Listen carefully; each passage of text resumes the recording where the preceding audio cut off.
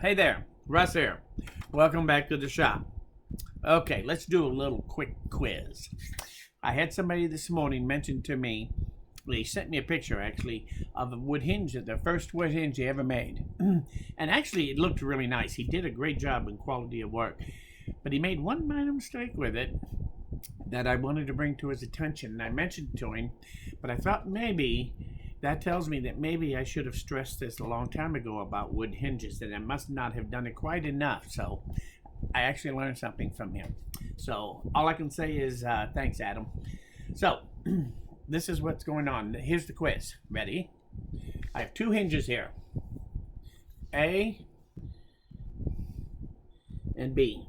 Let me get this right. A and B. And now you need to tell me which one is stronger. Is A stronger or is B stronger hinge? Go ahead, think about it for a moment. Don't blurt the answer out back there. Anyway, you got the answer?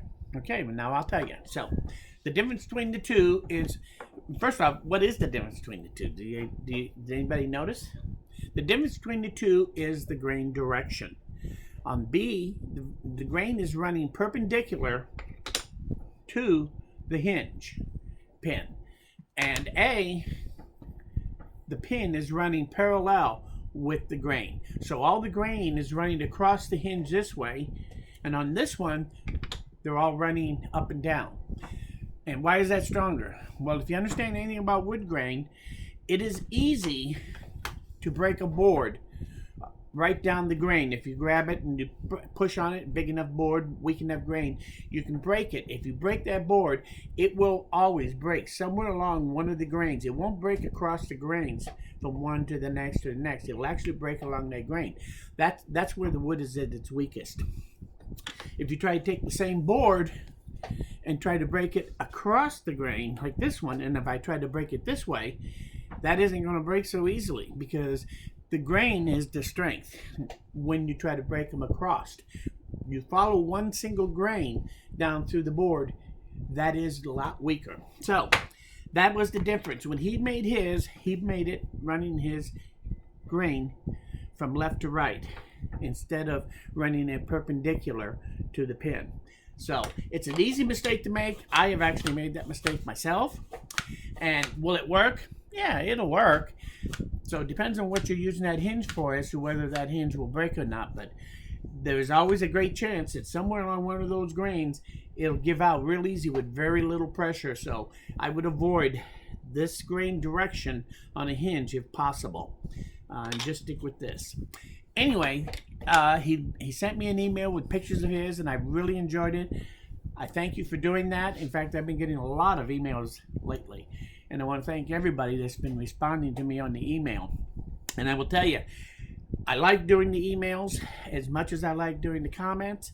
I do tend to do the emails a little slower, because I usually do those either first thing in the morning or last thing at night when I go in the house. I have my computer there where where I sit and do the main things. Out here, I'm using my Surface. I'm doing a lot of other work, so I don't use my email. My email's not on this particular computer that's out here. So anyway, that's how it works. So if you have any questions about this, and if you're new and you think it's a dumb question, please don't be afraid to ask it, because I will tell you right now, there is such thing as a dumb question. But let me give you my definition of a dumb question. A dumb question is when the same person asks you the same question 10 times. If you ask me not the first 9 times, I understand you can forget or not understand how something works and you're asked, that's fine. By the time the 10th time, then it becomes a stupid question. So don't be afraid to ask a question. And that doesn't mean that if somebody asks me the question, you ask me the same question, that it becomes a stupid question. That's not how it works. So don't be afraid. I am more than happy to answer any questions. Talk about any subject in the shop that you want to talk about, how to do something, how to make something. Maybe you're wondering how I would handle a certain situation. If you do prototype of some kind and want to ask my opinion of it, that would be awesome. And I want to thank you for those that do that.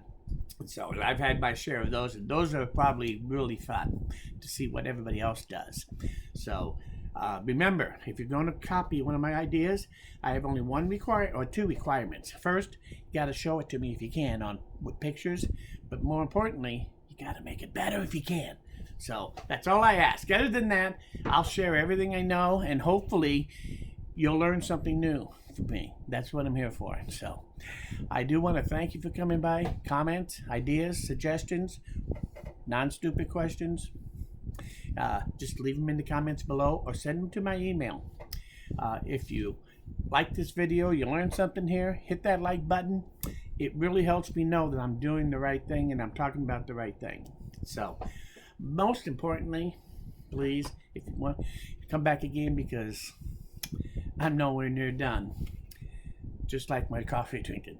Got a long way to go. Thanks. And we'll see you guys again very soon. Bye.